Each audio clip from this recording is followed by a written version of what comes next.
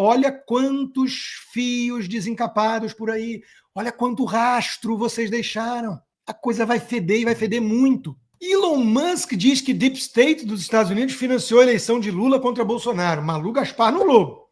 Depois ela diz, em tom conspiratório sem provas. Bom, vamos lá.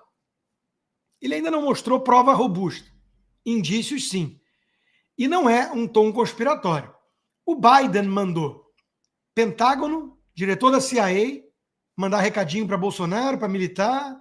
A USAID financiou eventos do TSE/STF sobre discurso de ódio e liberdade de expressão. O Barroso participou e o Barroso depois convocou o imitador de focas para falar de regulamentação nas redes sociais. E gente como eu e muitos outros acabamos censurados. Então, até aqui, nós temos inúmeros indícios de que o imperialismo yankee estadunidense interferiu na eleição brasileira. Mas é o imperialismo do bem para a esquerda. É a neocolonização charmosa, porque favoreceu o Lula. Então, a narrativa da militância é que está sem pé nem cabeça. Todo mundo já sabe, já entendeu que houve interferência. Isso está sendo investigado nos Estados Unidos. Parlamentares de oposição no Brasil estão atentos e pressionando. E muita coisa pode sair desse troço ainda.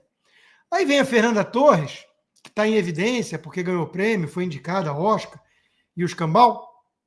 E eis que, de repente, a turma de esquerda da velha imprensa quer fingir que o que uma atriz boa pensa sobre política importa. Não, não importa. Assim como não importa o que ela pensa sobre física quântica. Ela é uma boa atriz, ponto. Isso não diz nada sobre ela ser uma boa pessoa, sobre ela ser inteligente, sobre ela entender de política, de economia e por aí vai. É o óbvio ululante, né? Mas de vez em quando um relógio quebrado acerta a hora 2 vezes por dia, na verdade. Então de vez em quando acerta. Atira no que viu e acerta no que não viu. Foi o caso aqui. Fernanda Torres. Os Estados Unidos patrocinaram a ditadura no Brasil. Oh! Parabéns, Fernandinha. Exatamente. Os Estados Unidos, o governo americano, patrocinou a ditadura no Brasil. Estamos com a ditadura na mão do Lula e do STF e da velha imprensa e dos artistas engajados, com 18 bilhões de Rouanet para justificar a militância. Todos eles defendendo censura, perseguição, prisão política, ditadura, estado de exceção. E isso tudo com o apoio do governo Biden, da USAID, da CIA, do Pentágono, do Deep State. Então, Fernandinha, parabéns, nota 10 para você, ainda que sem querer, errando décadas na sua análise, você acertou no essencial. O imperialismo estadunidense patrocina a ditadura brasileira. Isso vai ser revertido com Trump e com Musk, se Deus quiser. Relatório aponta a influência da USAID sobre STF e TSE. Documento publicado em outubro de 2024 da organização Civilization Works refere-se à situação brasileira como complexo industrial da censura. Olha quantos fios desencapados por aí, olha quanto rastro vocês deixaram. A coisa vai feder e vai feder muito. E cuidado, porque isso vai respingar em cada um de vocês do esquema, do consórcio, que acha que só o Alexandre de Moraes vai pagar a conta sozinho. Vai não. Vai não. Então, Trump vai em cima de promotor da International Criminal Court, porque ele perseguiu cidadãos americanos. Deixa eu lembrar aqui uma coisa importante. Eu sou um cidadão americano, perseguido há 2 anos por um ministro do Supremo. Alguns anos depois de eu ser um dos primeiros brasileiros a denunciar numa corte internacional o inquérito do qual depois eu fui colocado como réu. Cidadão americano, sem passaporte brasileiro, sem conta bancária sob censura prévia, perseguido por um juiz brasileiro. Isso vai começar a ficar esquisito para Alexandre de Moraes e companhia. Vai ficar esquisito, ó. Trump confisca bens e sanciona procurador de Haia, que indiciou Netanyahu. Chora o colunista de esquerda Jamil Chad no UOL. Tá ficando esquisito para vocês. Perder visto, não poder mais entrar nos Estados Unidos, eventualmente baixar uma medida do Magnitsky Act, em que esses ministros na física não possam mais ter uma conta em banco internacional que opera com os Estados Unidos. Vai sobrar basicamente Caracas e Havana, talvez Angola, para eles circularem. A coisa vai começar a ficar esquisita para todos vocês cúmplices desse regime de exceção que foi instaurado em nosso país. A visita da OEA alimentou um pouco as esperanças. Porque, primeiro, eles se reuniram lá com os ministros do Supremo, 2 horas quase ouvindo ladainha. Segundo, a gente olha o senhor Baca, o estilo Jean Willis de ser, e algumas postagens e fala assim, já vi tudo. Só que tem mudança de direção nos Estados Unidos. Metade do orçamento da OEA vem dos Estados Unidos. Ele vai ter que encarar tempos de vacas magras se ele mandar a vaca para o brejo. O senhor Vaca precisa pensar bem. E já falou, impressionante o que recebemos de denúncias. Há um clima de ventos de mudança que pode começar a acarretar em consequências para os operadores totalitários do direito no Brasil, como diria Maria Elvira Salazar, nossa guerreira congressista do Distrito 27 aqui na Flórida, muito próxima do secretário de Estado Marco Rubio. Ambos têm o comunismo na América Latina como principal pauta, porque vem de Cuba. Venezuela está sempre na prioridade deles e agora o Brasil. Então a coisa está ficando esquisita. O cerco está se fechando. Eu não quero entrar num clima de 72 horas, tic-tac, isso não é minha praia. Bala de prata. Mas a coisa está ficando pior para os golpistas verdadeiros do Brasil. Pode ser que comece a ter consequências. Esse é o ponto. Enquanto isso, vou entrar em STF. Enquanto isso, olha o nível das coisas que estão vindo à tona, né? O New York Times, o Elon Musk tweetou isso.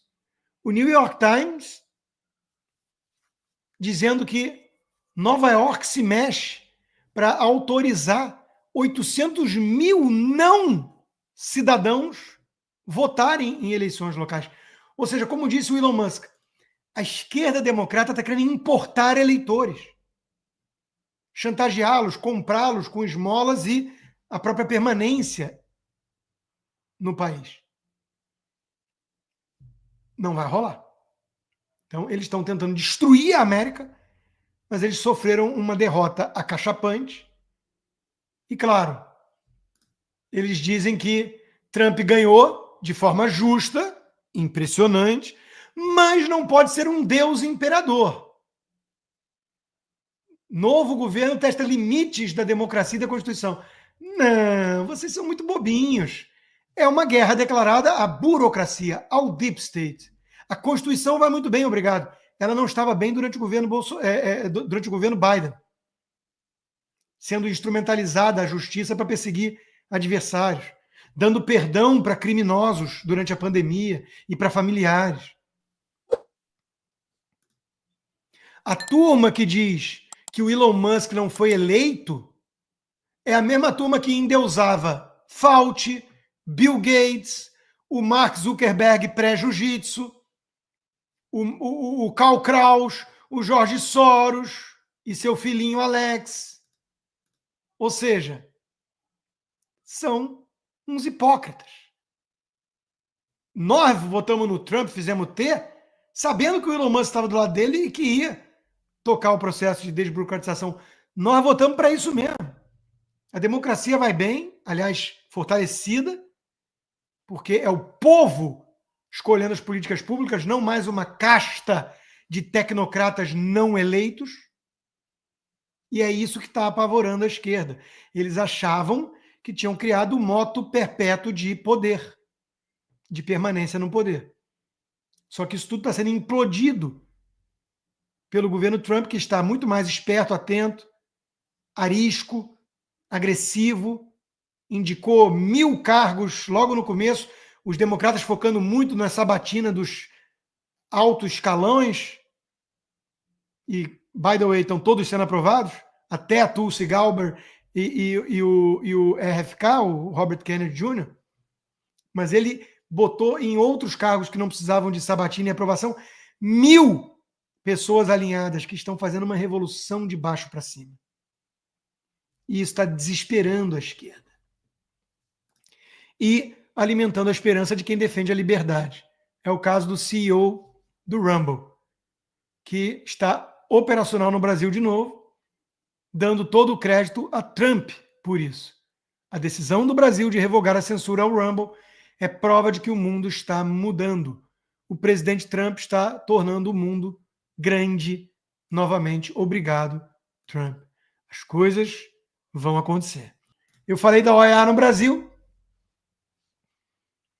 O Barroso e o Alexandre de Moraes tentando ludibriar, engambelar, enganar o Vaca, o senhor Vaca, mas o senhor Vaca teve acesso depois à realidade, uma ducha fria de fatos, acesso a familiares de perseguidos, de mortos no sistema de exceção. Flávio Gordon, que foi um dos que comigo em 2019 entramos na Corte Internacional denunciando o inquérito do fim do mundo quando censurou a Cruzoé, explanou o caso dele. Bastam alguns poucos casos, mas são muitos. O caso do Felipe Martins é bizarro, o do Clesão, o do Flávio Gordon, o meu. Cidadão brasileiro, cidadão americano hoje, há 2 anos sob censura, passaporte cancelado por uma compilação de tweets sob censura prévia. Basta o meu caso. Então, a coisa vai ficar esquisita. E nós não vamos esquecer todos os cúmplices dessa situação. Por exemplo, a alta cúpula militar. Encontre a semelhança. As mulheres entravam com seus filhos nas câmaras de gás achando que iam tomar banho. Chegamos a matar 6.000 pessoas em um único dia. Adolf Eichmann, oficial da SS, arquiteto da Holocausto nazista. As pessoas achavam que estávamos isolando as praças para protegê-las. Foram dormir no dia seguinte, prendemos mais de 1.000 pessoas. General Gustavo Dutra, arquiteto da traição dos militares aos patriotas brasileiros. Nós não vamos esquecer os cúmplices dos verdadeiros golpistas. Daqui a pouco, quem vai estar gritando não, anistia sim, acho que são outros. Se Deus quiser, se a gente conseguir reverter esse cenário kafkaniano, orwelliano, surreal, soviético que temos em nosso país hoje. Claro que, para isso acontecer, a gente vai ter que implodir essa velha imprensa, que não restou mais veículo sério, à exceção da Gazeta do Povo, jornal centenário, da Nova Oeste, herdeira do que já foi a Veja, na figura do Jairo, e a Auriverde, herdeira do que já foi a Jovem Pan. Olha o que faz a Folha de São Paulo. Família de foragido do 8 de janeiro é usada por bolsonaristas para pressionar por anistia. Condenado a 14 anos de prisão, motorista quebrou tornozeleira. Gente, o cara provou que estava trabalhando como motorista no dia e pega 14 anos de prisão. É assim que a imprensa trata ele. A mesma imprensa que é obcecada com a letalidade policial em São Paulo, não na Bahia. porque se preocupa muito com os marginais de verdade, com homicida, traficante, pedófilo e por aí vai.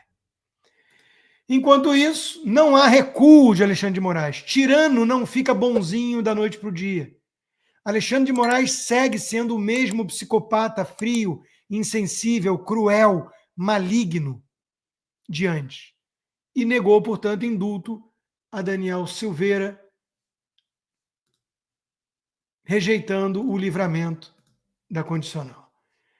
Daniel Silveira, cujo crime foi gravar um vídeo exaltado com a imunidade parlamentar que ele tinha, recebeu a graça presidencial depois e nada adiantou. Ele é um preso diferente. Ele não merece nada daquelas prerrogativas garantistas que bandidos de verdade desfrutam em nosso país. Não dá para levar esse país a sério. É um país na mão da bandidolatria, a começar por ministros do Supremo, que agem como bandidos e que têm as mãos sujas de sangue, como disse ontem na Oeste Sem Filtro o grande advogado, corajoso, doutor Sebastião, advogado do Felipe Martins, que estará conosco no domingo no 4x4. Se outros brasileiros, muitos outros, tivessem a coragem dele, o Brasil estava salvo. Pobre do povo que precisa de herói, disse Bertolt Brecht, um comunista. Tema da minha coluna na Oeste, que está liberada agora. Só que os meus apoiadores receberam na quarta de manhã. Vai lá no rodrigoconstantino.locals.com, torne-se um apoiador, ajuda meu trabalho independente e recebe como recompensa esses mimos. Eu chamo Os Avengers, o título. Pode ser também a turma da DC, da Liga da Justiça, mas o fato é que o Batman faz muita diferença como herói. Precisamos de heróis, arquétipos mitológicos e heróis verdadeiros, sem capa. O Elon Musk, o Milley, o Trump, ao levar um tiro de fuzil e levantar lute, lute, lute, isso é heróico. Elon Musk, o cara mais rico do mundo, podia estar no iate, que é um navio bizarro, com 38, 72 virgens, sei lá, o que ele quisesse. E está fazendo o que ele está fazendo. Pelo mundo, pelos Estados Unidos. Isso é heróico. Mas é bom lembrar, ou rever Batman. O comissário Gordon é heróico. A Rachel, do District Attorney, promotora pública, heróica. Cada um de nós pode agir como herói, indo para algum grau de sacrifício em prol da verdade, do certo, da liberdade, dos valores, ou pode virar um Reinaldo Azevedo da vida e aí durma com essa consciência.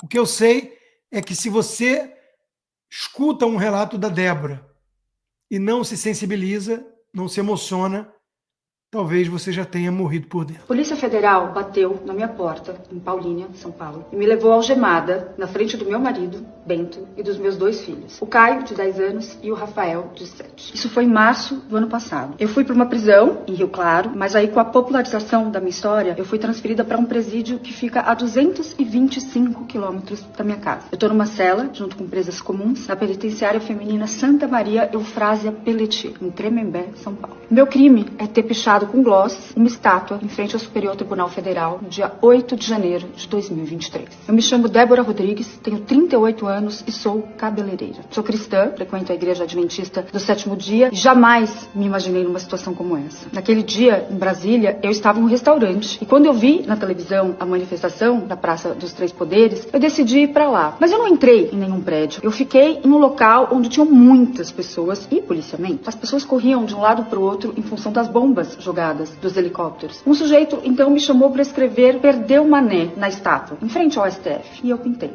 Não raciocinei direito, talvez. Mas como era um produto lavável e eu sabia que não comprometeria a obra de arte, eu o fiz. Tanto é assim que eu passei o gloss no meu próprio rosto. Não causei nenhum prejuízo ao patrimônio público, tanto que a estátua ficou limpa, passando água e sabão. E quando eu voltei para casa, depois do 8 de janeiro, eu toquei a minha vida como sempre, cuidando da casa, do meu salão de beleza, dos meus filhos pequenos. Eu jamais imaginaria que aquela pichação resultaria em uma prisão. Eu já estou há quase 20 meses em um presídio longe de todos. Meus advogados afirmam que a própria Constituição prevê uma prisão humanitária para que eu possa responder o inquérito em casa. Mas o ministro Alexandre de Moraes nega cada pedido feito. E o mais incrível, eu fiquei presa de março do ano passado até julho desse ano sem denúncia do Ministério Público.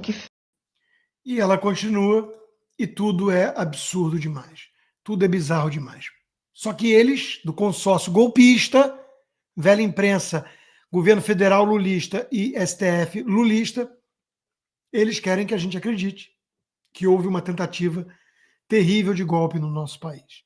O ministro de Justiça do governo Lula nega isso mais de uma vez, para desespero de uma militante esquerdista como Vera Magalhães. Tudo isso financiado com recursos do Gente Me Dá Asco.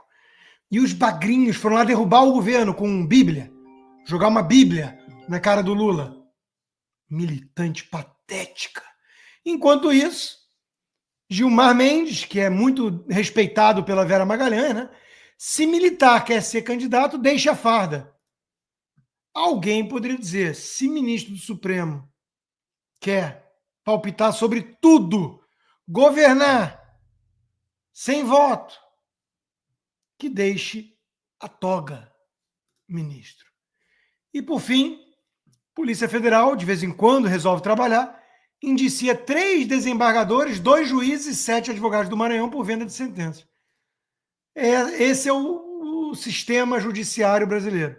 O poder judiciário mais corrupto, podre e caro do planeta. São esses os que deram um golpe de verdade. Você precisa assistir o melhor canal de notícias do Brasil. O programa que fala de tudo, que deixa você informado sobre tudo o que acontece no Brasil e no mundo. Ao vivo, todos os dias, no YouTube. Clique aqui e se inscreva.